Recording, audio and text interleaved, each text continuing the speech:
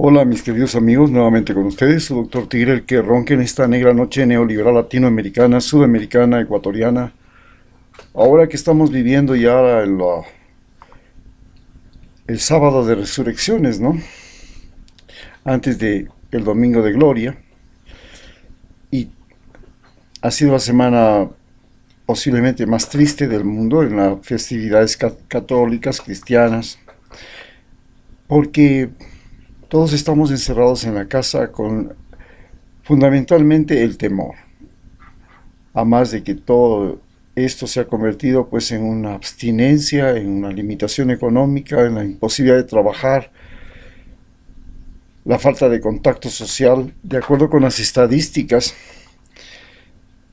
la violencia intrafamiliar se ha aumentado en el caso de los Estados Unidos en un 120% de las llamadas por violencia intrafamiliar, y aparentemente de toda esta crisis, igual que de todas las crisis anteriores, las que salen siempre más perjudicadas son las mujeres.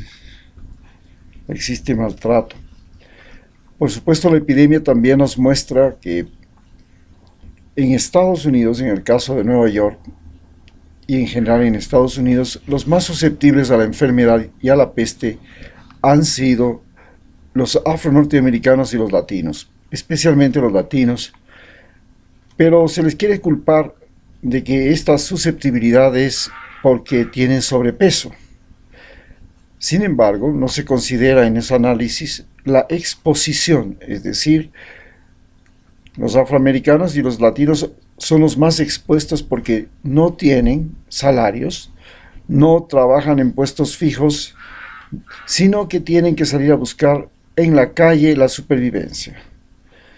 Trabajan en lugares donde ofrecen servicios manuales, donde ayudan a limpieza, donde ayudan a la distribución de alimentos, al comercio. Y esto los hace personas expuestas. Esta razón ha significado también que muchos tengan que morir. Estados Unidos, ahora un país que lleva prácticamente el 20% de todos los muertos y la mayor exposición del mundo, prácticamente el 30% de todos los infectados, ha sido el más susceptible a este tipo de enfermedades en razón de que tienes el país con la mayor movilidad humana. En segundo lugar, es el país que tiene la mayor población susceptible, y esta población susceptible básicamente es porque tenían un problema de sobrepeso, porque tenían una gran población con enfermedades crónicas, porque tienen una gran población de ancianos, y porque además no supieron, tienen una medicina extremadamente costosa. El acceso a la medicina es difícil, se necesita estar afiliado a un seguro social, este seguro social es privado, no tiene medicina universal, lo cual ha sido una de las propuestas de Bernie Sanders, pero desgraciadamente Bernie Sanders se retira y le deja en manos de Donald Trump el negocio de la medicina, que prácticamente es, junto con la industria química y farmacéutica, más del negocio de las armas, los tres negocios más importantes que existen en Estados Unidos. La salud se convirtió en un negocio, y en el momento que se convirtió en un negocio, todos los seres humanos que no tenían suficiente dinero o que vivían una pobreza comparada o dificultades económicas eran individuos expuestos a esta peste. Lo mismo está pasando en América Latina, donde por supuesto es el continente con la mayor disparidad en la distribución de la riqueza. Es el lugar donde existen la mayor cantidad de pobres y la menor cantidad de ricos, pero los ricos están a la altura de los más grandes ricos del mundo, y los pobres están en el fondo donde están todos los más pobres del mundo, los de África, los de Asia. En estas condiciones nos ponemos a pensar qué es lo que está sucediendo, y podríamos señalar que la catástrofe humanitaria que estamos viviendo, que se origina fundamentalmente en ciudades y, como todos sabemos, se origina en China, se fundamenta en que hay individuos expuestos, como estamos señalando ahorita, y estos individuos expuestos significan gran cantidad de enfermos o portadores sanos, por lo cual se ha hecho muy importante que ahora Estados Unidos y el mundo entero esté buscando las pruebas para detectar si las personas pasaron o están viviendo la enfermedad. Se llaman inmunoglobulinas, porque si las personas llegan a ser detectadas gracias a las inmunoglobulinas, entonces es posible que esas mismas personas puedan convertirse primero en medicina, porque pueden donar su plasma y con eso se puede curar a las personas que están hospitalizadas. En segundo lugar, porque estas personas ya pueden ir a trabajar, porque no se van a volver a enfermar. Entonces se puede reactivar la economía en función de la cantidad de personas que pasaron por la enfermedad. Al momento solo estamos detectando a través de las pruebas quienes están con la enfermedad sintomática, pero no tenemos cómo reconocer a las personas que tienen la enfermedad o tuvieron la enfermedad y fueron asintomáticos. Y aparentemente uno es sintomático y 10 en esta enfermedad son asintomáticos. Pueden ser portadores sanos o simplemente asintomáticos. Pasaron la enfermedad y ya no tienen ninguna posibilidad ni de enfermarse ni de pasar la enfermedad. ¿Qué es lo que ha sucedido o qué es lo que mueve cuando existe una crisis sanitaria como esta, una crisis que es una catástrofe natural? Las epidemias, al igual que los terremotos, al igual que las sequías, al igual que las inundaciones, que son catástrofes naturales, lo que más producen en el ser humano son miedo, porque nos sentimos realmente indefensos, no sabemos qué hacer. Por supuesto, se dice que la gran diferencia entre la peste negra, que apareció en 1342 en Europa, pero que se empezó 10 años atrás en Asia, que fue traída por la invasión mongola de Asia, y que inclusive llegaron los mongoles a utilizar los cadáveres para conquistar ciudades en su gran conquista que llevó a una mortandad increíble de 40 millones de personas. Y que, por ejemplo, se dice que Genghis Khan violó a tantas mujeres que 1 de cada 200 seres humanos en este momento del planeta tiene genes de Genghis Khan. Esta enfermedad, esta peste que vino después de una conquista, después de una guerra, nos trae, lo que más sembró en el mundo fue miedo. El miedo llevó a que la gente primero persiguiera a los judíos, y lo curioso es que la persecución de los judíos empezó en el siglo XIV, después de esta peste, o durante esta peste, y en una ciudad alemana. Y prácticamente desde ese momento, la persecución a los judíos se prolongó hasta el siglo XX. Estamos hablando que la persecución en Alemania a los judíos ha sido prácticamente por 7 siglos, llegando a culminar con la Segunda Guerra Mundial, el mayor hecho de la persecución. Pero vemos como una catástrofe natural como esta se convierte fundamentalmente en miedo. Hoy este miedo está manejado por los medios de comunicación y se trata de resolverlo a través de la información para señalar cuál es la diferencia claramente entre una epidemia producida por una peste de origen desconocido como fue la peste negra, que se producía por la Pasteurella pestis. Esta bacteria infectaba la pulga infectaba a la rata invadió Europa, era la rata negra, invadió Europa durante las conquistas romanas y luego esta sirvió para propagarse no solamente por Europa, sino que después con la conquista de América se propagó también por las Américas y se propagó prácticamente por todo el mundo. Pero ahora estamos viviendo, pasando de una crisis humana, de una crisis sanitaria, a una crisis económica. En las crisis económicas básicamente ya no son ciudades las que están en problemas, como son lo que nos ha enseñado esta peste. Esta peste empezó con Wuhan, Milán, Nueva York, Guayaquil. Comenzamos a sentir que la peste se convierte en problema económico y esto afecta fundamentalmente a países. Pero ¿qué países son los que más están afectados económicamente?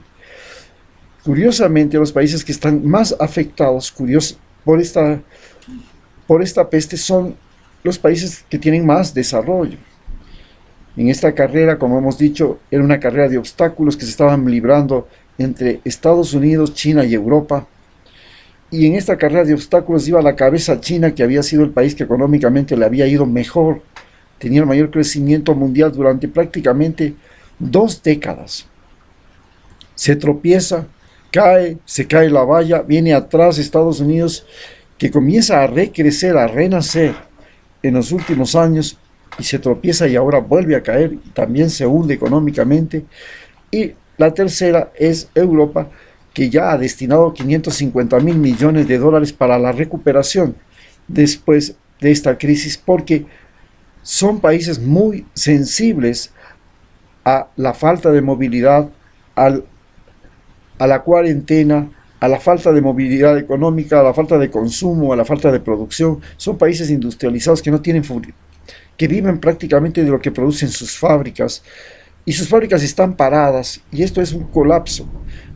Los países latinoamericanos vivimos de lo que producen nuestras fábricas, pero prácticamente todavía podemos sobrevivir porque nuestros campesinos, estamos viendo, nuestros indígenas, siguen produciendo, nuestros pescadores siguen produciendo y siguen vendiendo comida. Y esto es una maravilla, porque prácticamente ellos son el eje vital de nuestra economía.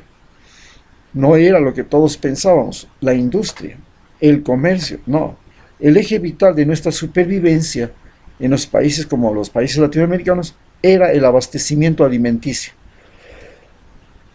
Así pues, en el caso de las crisis económicas, el mayor problema que sucede es que hay un golpe moral a la codicia. Es la codicia la que genera actividad económica, comercio, innovación, creatividad. La industria es absorbida por el capital, el conocimiento es absorbido por el capital y es utilizado y se genera riqueza. Pero lo más terrible que se puede producir como consecuencia de esto es la escasez.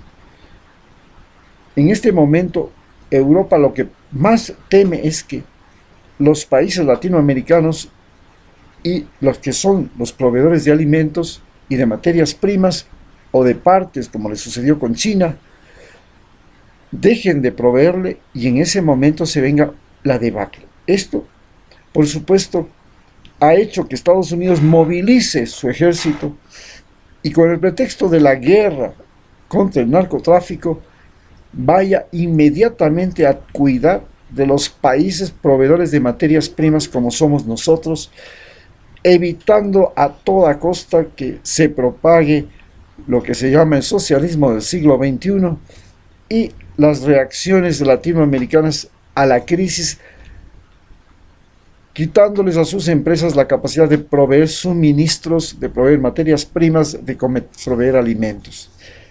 En las regiones, en cambio, esta crisis económica se traduce en una crisis regional en los países pobres.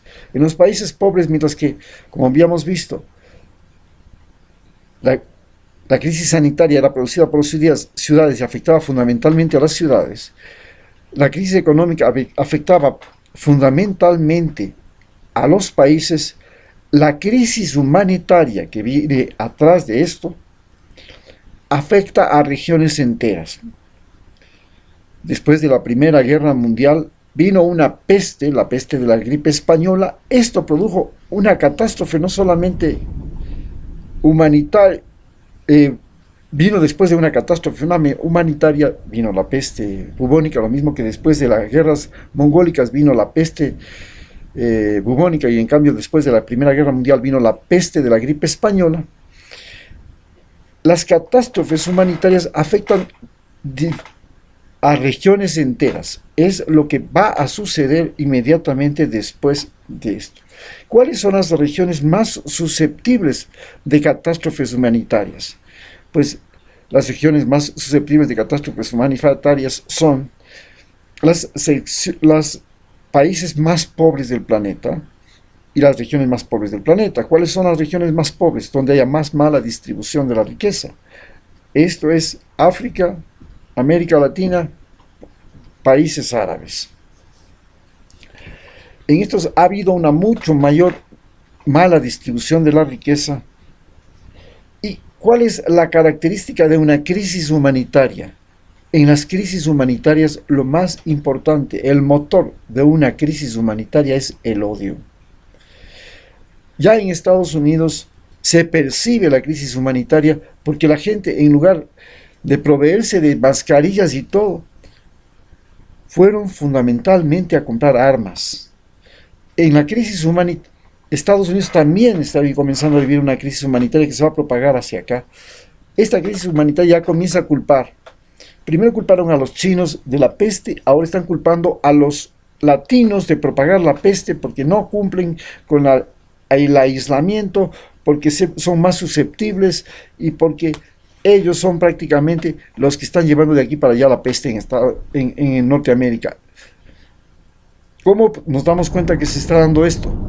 Porque al mismo tiempo que mueren un montón de latinos, Donald Trump está expulsando en este momento a más de 10,000 personas de los Estados Unidos.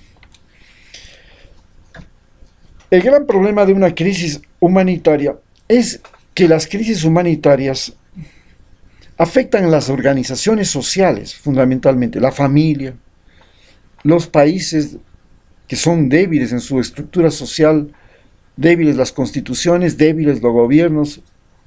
Las Fuerzas Armadas son débiles porque las Fuerzas Armadas fundamentalmente están preparadas no para luchar contra otros países, están preparadas y están entrenadas para matar a su propia gente. Y entonces se convierten las mismas Fuerzas Armadas que hoy día nos están ayudando en enemigos nuestros, en generadores de violencia, porque procuran la represión ante la ausencia de alimentos, ante la ausencia de cementerios, ante la falta de doctores, ante la falta de medicinas, ante la falta de vacunas. Esta represión que comienza con una cuarentena y que después continuará con postergación de las elecciones, postergación del gobierno, mecanismos de intimidación, multiplicación de el uso de las armas en sí. Las armas dejan de estar en los cuarteles y pasan a estar en las calles. Ya en sí, miren, esta cuarentena ha facilitado que las armas, los soldados, los ejércitos, dejen de estar en los cuarteles y pasen a estar en las calles. Este es el primer paso para una crisis humanitaria. Cuando los soldados dejan de estar en los cuarteles y pasan a estar en las calles, es lo mismo que cuando un soldado de un país, como ejemplo la guerra del Cenepa, pasa e invade el territorio de un país vecino. Los soldados y los policías, que en este caso quieren hacer las cosas bien, ayudar y todo, para la cuarentena, tienen la oportunidad de invadir el espacio de la civil. El momento que comienzan a invadir el espacio civil, abren la posibilidad de un conflicto social, de una guerra, porque el gran problema de las crisis humanitarias es que son producidas esencialmente por guerras. Vemos las crisis humanitarias de Siria, la crisis humanitaria de Irak, la crisis humanitaria de todo el norte de África, de Libia, las crisis humanitarias que vive Venezuela, es porque está viviendo una guerra económica con Estados Unidos. Entonces, En las crisis humanitarias, el mayor problema no es un virus, como en las crisis sanitarias. En las crisis humanitarias, el mayor problema tampoco es el abastecimiento. En la crisis humanitaria, el mayor problema es la autoextinción. Nosotros, los seres humanos, comenzamos a pensar que tienen que morir los viejos, que tienen que morir los judíos, que tienen que morir las mujeres, ya lo pasó en las épocas de las pestes, de la peste negra, que tienen que morir los de otra raza, que tienen que morir los de otra nacionalidad, porque no hay para todos, y tenemos que eliminar a los que nos molestan, y esto puede precipitar una confrontación entre Estados Unidos y América Latina. Muchas gracias.